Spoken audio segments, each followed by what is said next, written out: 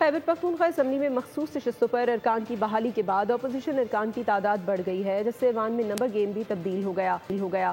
جمعیت علماء اسلام 19 نشستوں کے ساتھ اپوزیشن کی بڑی جماعت بن گئی۔ مزید کس نے کیا پایا، اس رپورٹ میں دیکھتے ہیں۔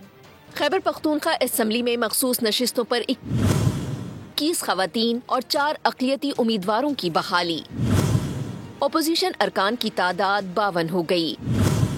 جمعیت علماء اسلام کی 8 خواتین اور 2 اقلیتی نشستیں بحال ہو گئیں۔